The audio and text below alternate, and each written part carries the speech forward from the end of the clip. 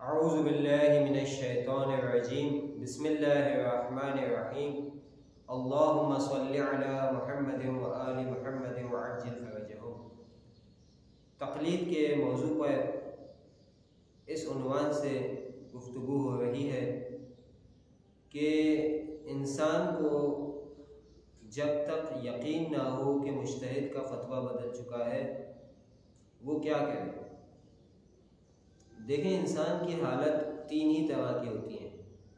کسی بھی امر میں، کسی بھی معاملے میں یا تو انسان کو 100% یقین ہوتا ہے، یا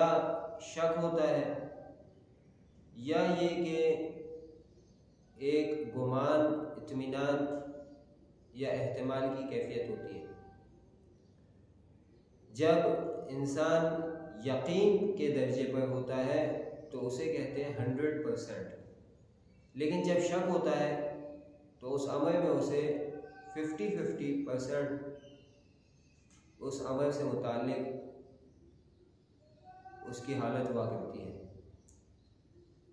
لیکن اگر 50% سے کم ہے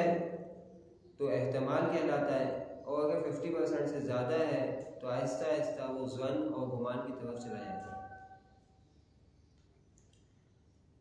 آیت اللہ سستانی تقلید کے چیپٹر میں مسئلہ نمبر 5 میں فرماتے ہیں کہ جب تک انسان کو یقین نہ ہو جائے کہ مجتہد کا فتویٰ بدل چکا ہے، یقین نہ ہو جائے یعنی کیا مطلب؟ جب تک 100% اس کے لیے ثابت نہ ہو جائے کہ مجتہد کا فتویٰ بدل چکا ہے، تب تک وہ کیا کر سکتا ہے؟ وہ جو کچھ اس کے رسالے میں، اس کی کتاب میں لکھا ہوا ہے اس پر عمل کر سکتا ہے۔ یعنی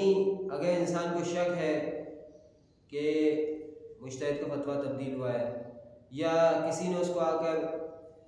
کہا کہ تمہیں پتہ ہے مجتہد کا فتویٰ تبدیل ہو گیا ہے، جبکہ اسے 100% یقین نہیں ہے، تو جب تک یقین نہیں ہے وہ مجتہد کے رسالہ عملیہ اور اس کی کتاب پر عمل کر سکتا ہے۔ اور اگر فتوے کے بدل جانے کا احتمال ہو تو تحقیق کرنا ضروری نہیں۔ کسی نے آ کے بولا کہ بھائی مجتہد کا فتویٰ تبدیل ہو چکا ہے، اب انسان کو یقین نہیں ہے لیکن احتمال ہے، 25% لگتا ہے کہ ہاں شاید مجتہد کا فتویٰ تبدیل ہو گیا ہوگا، تو ایسی صورت میں اب اس پر واجب نہیں ہے کہ وہ جا کر تحقیق کرے، ریسرچ کرے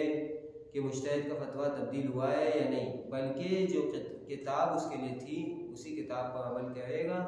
تو کوئی مسئلہ نہیں ہے، وہی اس کے لیے کفایت کر لے گی۔ ربنا تقبل منا انک انت السمیع العلیم وتب علینا انک انت التواب